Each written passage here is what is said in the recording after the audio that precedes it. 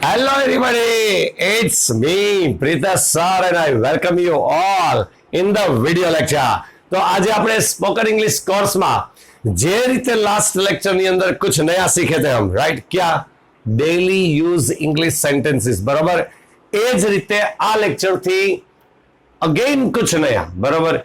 કે કોઈ સિચ્યુએશન હોય એ સિચ્યુએશન પ્રમાણે આપણે શું અને કેટલી રીતે એક સેન્ટેન્સ પૂછી શકીએ. જેમ કે ફોર એક્ઝામ્પલ લેક્ચર નંબર 17 છે, રાઈટ? જેટલા સ્પોકન ઇંગ્લિશ કોર્સ શીખવા માંગે છે એમને આ લિંક ચોક્કસથી શેર કરજો, બરોબર? ધોરણ 10 અને 12 ના વિદ્યાર્થીઓ માટે આવનારા સમયમાં ગાલા અસાઇનમેન્ટનું સોલ્યુશન આ ચેનલની અંદર મૂકવામાં આવશે. ઓકે, તો સબસ્ક્રાઇબ કરજો અને બેલ આઇકન હિટ કરજો જેથી કરીને તમને નોટિફિકેશન મળતું રહે. કોઈ પણ સમાચાર પૂછવો હોય, કોઈ પણ રીતે સમાચાર પૂછવો હોય તો કેટલી રીતે આપણે પૂછી શકીએ, કેમ પૂછી શકીએ, કયા ક્વેશ્ચન થી પૂછી શકીએ. હવે સિચ્યુએશન વાઇઝ એટલે એક તો ડેઈલી યુઝ ઇંગ્લિશ સેન્ટેન્સીસ એના લેક્ચર બનશે. સિચ્યુએશન વાઇઝ શું પૂછી શકાય, શું કહી શકાય, એક એના લેક્ચર્સ બી બનશે. અને સ્પોકન ઇંગ્લિશ કોર્સની અંદર આ બે વસ્તુ છે એ આપણે ઇન્ક્લુડ કરી છે, રાઈટ? એટલે બોલતા શીખતા જ રહીએ, બોલતા આવડતું જ રહે. જેમ કે કોઈ પણના સમાચાર પૂછવા હોય તો પહેલો ક્વેશ્ચન, વોટ્સ ધ ન્યૂઝ? શું સમાચાર છે, right? What's the news? What is the news? બરોબર છે, શું સમાચાર છે આવું પૂછી શકાય. Watts going on here? અહીંયા શું ચાલી રહ્યું છે, શું ચાલે છે અહીંયા? એટલે ક્યાં નઈ ન્યૂ, કુછ નયા, ક્યાં નઈ બાતે. Next, has any news about your sister arrived? કોઈ સમાચાર છે તમારી બહેન વિશેના? કોઈ સમાચાર અરાઇવ્ડ થયા છે, આવ્યા છે? તમારા ભાઈના, તમારી બહેનના, તમારા ફાધરના, કોઈ પણના સમાચાર આપણે પૂછવા હોય, બરોબર છે, તો આપણે એમના બ્રધર, એમના સિસ્ટર, એમના ફાધર, એમના કોઈ સમાચાર આવ્યા છે કે નહીં એવું પૂછવું હોય તો આ રીતે પૂછી શકાય. એની ન્યૂઝ અબાઉટ યોર સિસ્ટર?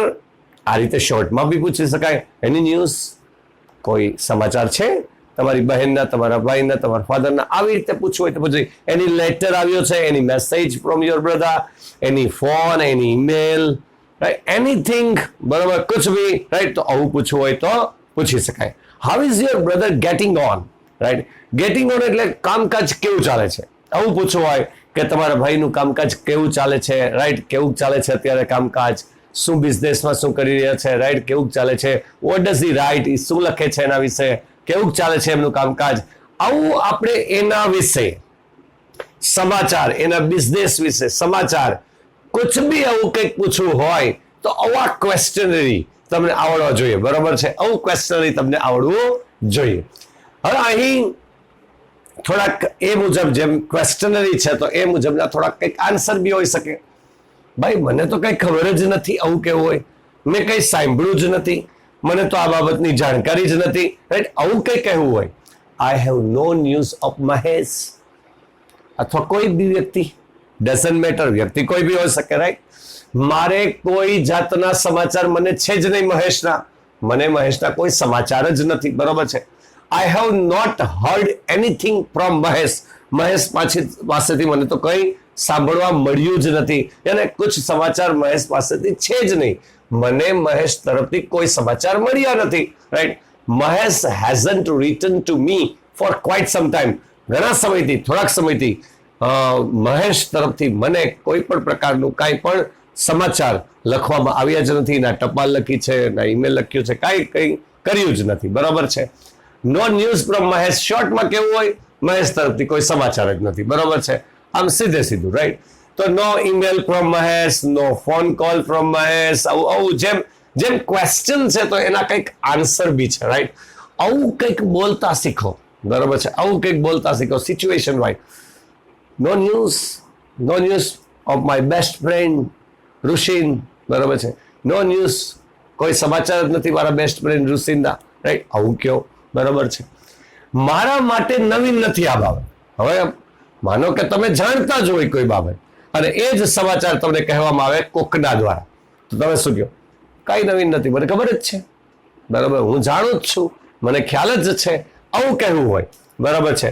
તો it is no news to me, બરાબર? આ મારા માટે કોઈ સમાચાર જ નથી, મને તો ખબર જ છે, કોઈ નવીન બાબત છે જ નહીં મારા માટે, રાઈટ. અહીંયા ખબર જ નથી, આમાં બધું ખબર જ છે, right. It is nothing new to me, એમાં મારા માટે કશું નવું નથી. નથિંગ ન્યુ, કુછ નઈ બાબત નહીં હે મેરે લીએ, બરોબર છે, કાંઈ નથી નવું, રાઈટ. મને ખબર જ છે, બરોબર. આનો કહેવાનો મતલબ આવો થાય. It is already known to me, એ બધું હું જાણું જ છું, ઓલરેડી જાણું છું, મને ખ્યાલ જ છે, એ બધી મને ખ્યાલ જ છે, એ બધી મને ભાન જ છે. આઈ એમ વેલ અવેર ઓફ ઇટ, હું એનાથી પૂરેપૂરો વાકેફ છું. અવેર ઓફ ઇટ એટલે જાણકાર હોવું, વાકેફ હોવું, બરોબર છે, જાગૃત હોવું, બરોબર, ખ્યાલ હોવો, રાઈટ. તો આવી રીતના સેન્ટેન્સીસ આપણે બોલવા જોઈએ, બરોબર છે. મને ખબર જ છે, આનો મતલબ it is no surprise to me, એનાથી મને કોઈ જાતનો આશ્ચર્ય નથી. It is no surprise to me, right. I haven't got any surprise, મને તો આનાથી કઈ સરપ્રાઈઝ થયું જ નથી, રાઈટ. મને તો કઈ જાતનું સરપ્રાઈઝ નથી, કોઈ આશ્ચર્ય નથી, મને ખ્યાલ જ છે. It does not surprise me at all, મને આનાથી કોઈ સરપ્રાઈઝ નથી, મને કોઈ ફેલ થયું હોય, બરોબર, એ આપણને ખબર જ હોય. પછી કોક આપણને કહે, ઓલા ભાઈ સાહેબ છે ને કે ફેલ થયા હો, ડઝન્ટ સરપ્રાઈઝ ટુ મી, મને જરાય આશ્ચર્યની વાત નથી, મને ખબર જ છે, બરોબર છે. અમુક તો પરીક્ષા આપતા પહેલા જ ખબર હોય, બરોબર છે, કે આ ભાઈ દાંડી મારશે 1, 2, 3 માં, બરોબર છે. એટલે આવું ખબર જ હોય, રાઈટ. તો આવું કંઈક ક્વેશ્ચનરી પૂછો, આવા કંઈક આન્સર પ્રિપેર કરો, બરોબર છે. આવું કંઈક મનમાં તૈયારી કરો કે આમ મારે બોલવું છે, આને આ રીતે જવાબ બોલવો છે, રાઈટ. 17મો લેક્ચર છે. 16 અને 17માં કંઈક આપણે નવું શીખા. શું? તો કે ડેઇલી યુઝ ઇંગ્લિશ સેન્ટેન્સીસ, અને સાથે સાથે આવા કોઈક સ્પેશિયલ સિચ્યુએશનમાં શું ક્વેશ્ચન, શું આન્સર, એ આપણે શીખા, રાઈટ. કન્ટિન્યુ સ્પોકન ઇંગ્લિશ કોર્સના લેક્ચર હું મૂકતો જ જાઉં છું, બરોબર છે. કન્ટિન્યુ પ્રોસેસ છે. એક પહેલા લેક્ચરથી જોજો, કન્ટિન્યુ જોજો, રાઈટ. જે નવા છે, પહેલી વખત ચેનલ જુએ છે, સબસ્ક્રાઇબ કરજો, બેલ આઇકન દબાવજો અને ઓલ સિલેક્ટ કરજો, જેથી કરીને જ્યારે પણ હું વિડીયો લેક્ચર મૂકું નોટિફિકેશન તમને સીધું મળે. ઓકે, અહીં સુધી રાખીએ.